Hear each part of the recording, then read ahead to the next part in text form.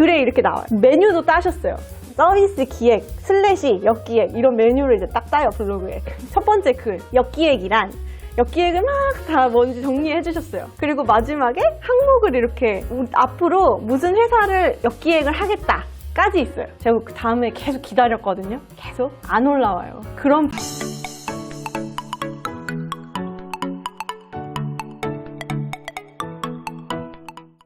안녕하세요, 도그냥입니다. 여러분, 비정기적으로 찾아오는 도그냥TV, 오늘도 이렇게 비정기적으로 찾아왔습니다. 잘 지내고 계세요? 안녕하세요. 그래서 오늘은 저희 역기획 스터디 저랑 같이 2기를 수행하신 분들 중에서 에이스 분들을 모아서 같이 이렇게 사례 발표하는 날이고요. 저도 벌써 지금 너무 신나고 기뻐가지고 이거 오늘 어떻게 또 재밌게 한번 설명드려볼까. 또 그리고 예시 너무 이제 제가 자신이 있거든요. 그래서 보여드리는 거 너무 자신이 있어서 지금 빨리 보여드리고 싶은 마음에 두근두근합니다. 네, 여러분, 역기획 그게 뭐예요? 라고 물어보실 분은 혹시 없으시겠죠? 역기획이 그 사이에 되게 많이 유명해졌어요. 그래서 이렇게 찾으면은 다들 이제 서비스 기획 공부하시거나 프로덕트 오너 준비하시는 분들이 역기획 다 막 해보시겠다고 글 많이 쓰시는 거 제가 봤거든요. 역기획 근데 여러분들 제대로 하고 있으신가요? 채용 공고에서 역기획을 요구하는 데가 생겼다고요? 이 사람들 좀 괜찮은 건가? 여러분, 근데 역기획이 되게 의미가 있는 게 우리 사람의 인사이트를 보여주기가 저는 그 어떤 포트폴리오보다도 좀 좋은 자료라고 생각해서 계속 이렇게 추천을 드리긴 해요. 왜냐면 이게 기획은 진짜 현장 가서 기획해보지 않으면 얼마나 기획력이 있는지 알 수가 없는데, 그래도 기획을 하기 전에 내가 뭘 기획해야지라고 생각하는 그 사고방식을 보여줄 수 있는 되게 좋은 기회이기도 하고, 또 우리가 여러 가지 공부해야 되잖아요. UX, IT, 비즈니스 이렇게 준비를 다 해야 이제 프로덕트 오너, 서비스 기획자 되는데 문제가 안 생기는데, 근데 그 중에서 어떻게 보면 다들 그냥 기술로 공부를 할 때 사고방식을 보여줄 수 있는 방법이어서 이제 역기획이 유행을 하는 것 같아요. 그래서 일단 제가 얘기하고 다니는 역기획 어떤 스텝으로 하고 있는지 한번 쫙 다시 설명드려보겠습니다. 제가 이거 지난번에 무료 강의 했던 거 1탄에서 보여드렸던 7가지 단계 인데요. 자세한 설명은 그 영상 가서 보시면 되니까 그냥 하나씩만 빨리빨리 짚어서 설명드릴게요. 역기획을 7단계로 제가 나눠봤어요. 그래서 첫 번째 단계는 서비스를 선택을 하고 그 서비스의 구조와 수익 구조를 파악한다. 그리고 여기서 이제 구조를 파악하거나 수익 구조를 파악할 때 배경 지식들이 많이 필요하니까 이제 이커머스에 대해서도 아시면 좋고, 수수료에 대해서도 아시면 좋고, 여러 가지 광고를 통한 거, 빅데이터를 통한 거, 추천을 통한 거, 이런 것들 다 아시면 좋다는 얘기들 이제 많이 했었고요. 두 번째 단계. 그런데 이렇게 돈을 벌고 이 서비스가 어떻게 생겼구나를 알아도 이 회사가 각각 지향하는 바가 다르면 나오는 산출물이 좀 다를 수 있잖아요. 그래서 회사의 목표와 전략, 특징에 대해서 조사하고 이해한다. 그리고 요거 조사할 때는 가장 이제 흔한 케이스, 대표님 인터뷰 찾아보면 제일 빠르다. 그리고 요즘에는 큰 회사들은 정기 컨퍼런스 같은 것들, 우리 회사 이제 이렇게 할 거예요 라고 하는 미덕 같은 것들 보시면 도움된다는 얘기를 했었어요. 그리고 세 번째 단계가 서비스를 볼 때 이제 막 이렇게 스캔하죠. 다 나빠, 좋아, 나 이거 고치고 싶어. 이거를 역기획이네, 불편하네, 끝! 이게 아니라 불편한 걸 고객 관점에서만 보지 말고 왜 이렇게 불편하게 만들 수밖에 없었을까? 혹시 전략적 이유나 배경이 있었을까를 한번 찾아보자 라고 얘기하면서 제가 지난번에 그 무료 강의에서 엄청 강조했던 게, 그분들은 아마 여러분보다 이 서비스를 더 많이 오랫동안 본 분들이 만들었을 거다라고 한번 생각을 해보자 라는 얘기를 강조했었습니다. 네, 물론 아닐 수 있죠. 그래도요. 그렇게 생각하고 우리가 인사이트를 한번 얻어보자 이거죠. 자, 네 번째 단계. 전략에 비해서 만들어 놓은 서비스에 이거는 좀 미진한 것 같은데? 라고 느끼는 부분을 찾아보고 그 문제점을 정의를 해보자. 요즘에 저희가 PMPO, 그 다음에 서비스 기획자한테 가장 중요하게 이야기하는 역량, 잡디에서 우리가 맨날 얘기하거든요. 문제 정의를 할 수 있고 문제 해결할 수 있는 역량, 이 얘기를 해요. 그럼 문제 정의부터 되게 잘해야 되는데 여기서 문제 정의를 해보는 거죠. 네. 그리고 자, 5단계, 5번 5단계 동종업계를 벗어나 동일한 프로세스와 전략적 문제를 해결한 서비스들을 추가 분석한다. 이제 여기서 레퍼런스, 벤치마킹 이런 것들 이제 해보는 거예요. 이걸 통해서 이제 우리가 분석한 서비스의 문제점을 이걸 잘 가지고 와서 해결할 수 있는 기획안을 제시하는 거죠. 결국은 역기획의 마지막은 기획으로 끝나요. 그러니까 우리가 보통 역기획하자 그러면 이제 UI 넣고 그 UI 이제 잘 분석해서 옆에서 버튼이 열렸다 닫혔다 이런 디스크립션을 쓰면 우리가 잘할 수 있는 걸 못 보여주니까 기획력을 보여주고 끝나는 건데요. 그리고 마지막 7번째가 뭐라고 했죠? 7번째 발표입니다. 그게 바로 오늘 이제 우리 또 에이스 분들 3분이 준비하고 있는 이유가 되고요.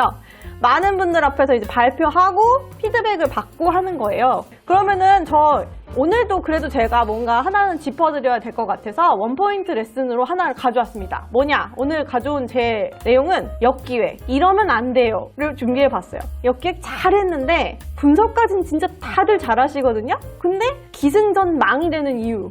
제가 몇 가지 좀 가져와 봤어요. 예시로. 자, 첫 번째, 비즈니스 분석과 무관한 개선 방향을 정리한다. 예를 들어볼게요. A사가 있어요. 이 A사의 전략 방향은 많은 이용자 데이터를 확보해가지고 AI를 통한 개인화를 하겠다라고 이제 대표님이 막 얘기를 했어요. 그래서 그럼 목표가 그거고 했는데 실컷 역기획을 한 다음에 물론 이 대표 기사 인터뷰까지도 잘 써놨어요. 근데 마지막에 개선 내용을 딱 봤더니 불편한 주문서 UI 개선이에요. 왜요? 데이터 확보는 행동 데이터 모은다고 했는데 왜 갑자기 주문서를 개선하죠? 이게 의식의 흐름대로 지나가는 거예요. 앞에서 너무 거슬렸던 거예요. 그러니까 분석하는 동안 이 문제가. 근데 여러분들 그게 앞에서 실컷 분석을 했는데 맥락이 안 맞는 개선 내용이 딱 정리되고 끝나니까 아까운 거죠. 이게. 기획의 흐름이라는 게 원래 논리가 되게 중요한데 논리를 잘 소재까지 다 만들어 놓은 다음에 마지막에 논리적이지 않은 내용을 탁 던지고 끝나는 아쉬운 그런 경우를 본 적이 있습니다. 여러분들 혹시 나의 역기획 한번 되돌아보시면서 들어봐 주세요. 두 번째 문제. 문제점에 꼭 필수적이지 않은 개선을 추가하는 경우. 예를 들면 과잉 개발에 해당할 수 있는 경우인데요. 운영적으로 해결 가능한 문제들을 개발로 풀려고 하는 경우가 있어요. 이 예시예요, 예시. P사가 있는데 이 P사의 문제점을 어떻게 지적을 하셨냐면 이 P사는 이용 문제에 있어서 되게 많은 부정 이슈들이 발생을 한다. 그러니까 이제 이분이 역기획을 한 걸 통해서 발견한 문제점이에요. 근데 이 부정 이슈들은 보통 뭐 물건을 사거나 아니면 물건을 사용하는 과정에서 그 회사의 제품을 사용하는 과정에서 일어나는데 진정성 있는 대응을 안 하는 게 문제다라고 이제 지적을 하셨어요. 그래서 개선안이 뭐였냐면 보상 서비스, 자동 신청 서비스를 제공한다로 정의하고 막 내가 무슨 물건을 샀는데 이게 뭐 5배송이 났다 이런 거에 대해서 막 본인이 막 등록을 하면은 그냥 반품 이 정도가 아니라 막 보상과 진실한 사과가 담긴 뭐 이런 거를 막 하는 서비스를 막 뒤에 이렇게 붙이신 거예요. 이게 너무 과잉한 거죠. 만약에 우리가 진짜 회사면은 이러한 문제가 진정성이 느껴지지 않아요? 그러면 진정성이 느껴질 만한 이렇게 뭔가 운영자 가이드 같은 걸로 우리 상담센터들에게 안내 문구라던가 이메일 회신이라던가 하는 것들을 맡겨줄 수도 있는데 그런 부분에 대한 아예 고려 없이 바로 프로덕트 개발로 넘어가는 경우. 이런 경우는 나중에 이제 면접 가서 만약에 이걸 딱 보여주면 바로 질문 나와요. 이 문제는 꼭 개발하지 않고도 해결할 수 있는 거 아닙니까? 이렇게 나올 수 있어요. 근데 이제 머릿속에 그게 있는 거예요. 와, 무조건 이 문제를 개발로 해결해야 돼. 그래야 내 포트폴리오가 돼 라고 생각하시니까 진짜 억지로 막 개발할 거리를 찾아가지고 나가는 거예요. 꼭 개발하지 않아도 되도록 문제를 해결할 수 있다. 그럼 그게 더 좋은 기획이에요. 여러분, 우리는 개발을 하기 위해서 존재하는 사람들이 아니니까 다른 문제 해결 방법이 있으면 글로 가도 된다. 기억해 주시면 좋겠고요. 자, 세 번째. 비즈니스 분석 시에 보도자료만 보고 기자의 판단을 그대로 믿는 경우. 이것도 제가 블로그들 막 조사하다 보니까 많이 발견했어요. 어떤 회사에 대한 기사가 있어요. 기사에 이렇게 나와 있어요. 5사가 당일 배송 서비스를 시작을 했는데 이걸 통해서 수익을 증대시키려고 한다라고 이제 기사가 있어요. 그러면은 이거를 그대로 믿는 거죠. 아, 당일 배송 서비스를 통해서 수익이 증대될 수도 있겠구나 라고 믿어요. 그래서 그걸로 수익이 증대된다라는 가정을 깔고서는 이제 뭔가 기획이나 아니면 역기획을 하니까 거기서 해석이 안 맞아버리는 거예요. 사실 우리가 이제 도메인 배경 지식이 있으면 배송 서비스는 고비용 서비스라서 비용이 너무 많이 들기 때문에 거래량은 증가시킬 수 있지만 수익은 증가되지 않거든요. 그러니까 기자가 이 기사를 쓸 때 정확한 배경 지식이 없는 상태에서 그냥 거래량을 늘리겠다라는 거를 수익 증가로 이제 잘못 쓴 거죠. 말을 쓸 때. 근데 그거를 그대로 받아들이면은 안 되는 거죠. 뭐 이럴 때 어떻게 해야 되냐? 근데 사실 요거는 블로그에서 봤다기보다는 이제 저희 수업 클래스에 계셨던 분이 질의를 주셨었던 건데, 그분도 이 질문을 하셔가지고 제가 이거는 고비용 서비스이기 때문에 도메인 지식상 이제 안 맞아요 라고 하니까, 이제 그분이 저 같은 처음으로 공부하는 사람들은 그런 도메인 지식을 어디서 구하나요? 알 수가 없는데 어떻게 역기획을 할 수 있나요? 를 질문을 주셨는데, 당일 배송 서비스에 대해서 이제 보통 저희가 무슨 서비스가 있다 그러면 일단 비용을 한번 생각해 보셔야 되거든요. 그래서 제가 그 자리에서 당일 배송 비용 이렇게 딱 쳤어요. 그랬더니 물류 관련 기사에서 진짜 전문적으로 이제 이커머스 물류 관련된 기사들에서 바로 나와요. 고비용이라서 마이너스가 난다. 그러니까 저희가 이거를, 우리는 도메인 지식을 하나도 모르기 때문에 역기획을 할 수 없어요가 아니라, 어떤 항목들이 있으면 이게 맞는지를 한 번만 생각을 해보면은 조금 더 저희가 도메인 지식을 배울 수 있는 기회를 살릴 수 있거든요. 그래서 역기획을 하실 때 뭔가 이렇게 항목들이 있으면 이렇게 기사들을 보셨을 때 이런 평가가 기자들이 내린 평가, 아니면은 그 기사들의 이커머스 업계의 한 측근은 이런 식으로 돼 있는 거 있잖아요. 그런 문구들을 보시면은 그게 꼭 측근이 말 안 했을 수도 있대요.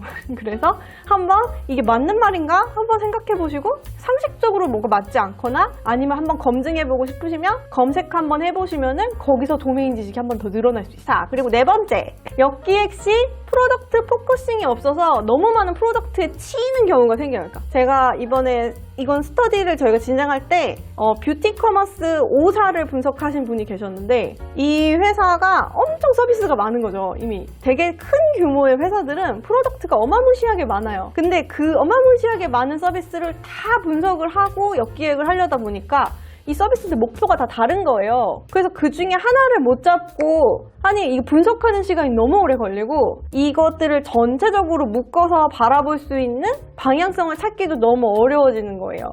그래서 지금 만약에 역기획 하시는데 서비스를 딱 하나 선택을 하셨다. 근데 그 서비스가 이미 되게 큰 회사다. 그러면 그 안에서도 특정한 프로덕트 라인을 하나 고르시는 거를 추천드립니다. 이거는 안 그러면 처음에 되게 크게 시작했다가 용도사미가 돼서 끝나기가 너무 좋아요. 그렇지만 이 모든 것을 덮어버릴 수 있는 마지막 역기획 이러면 안 돼요? 기승전망은 이거죠. 하지만 가장 큰 문제는 이거예요. 여러분들 제가 블로그 다 본다고 했는데 글에 이렇게 나와요. 메뉴도 따셨어요. 서비스 기획 / 역기획 이런 메뉴를 이제 딱 따요, 블로그에. 첫 번째 글, 역기획이란, 역기획을 막 다 뭔지 정리해 주셨어요. 그리고 마지막에 항목을 이렇게 앞으로 무슨 회사를 역기획을 하겠다 까지 있어요. 제가 그 다음에 계속 기다렸거든요. 계속 안 올라와요. 그런 블로그가 지금 무수히 많습니다. 여러분, 역기획을 해보시겠다라고 하자라고 한 다음에 안 올라오는 거 너무 많아서 저 너무 속상하거든요. 예, 앞으로 역기획을 해보시겠다라고 생각하셨으면 꼭 해보시길 바랄게요. 그리고 그게 해보시다 보면은 앞에서 제가 말한 그런 여러 가지 문제들로 인해서 되게 중간에 포기하게 되기도 쉬운데, 오늘 예시 클래스를 들으시면은 좀 감이 오실 거예요. 아, 내가 역기획 이렇게 하면 되는구나. 그래서 검증을 거친 우리 에이스분들의 역기획 예시를 이제 진행하도록 하겠습니다. 와!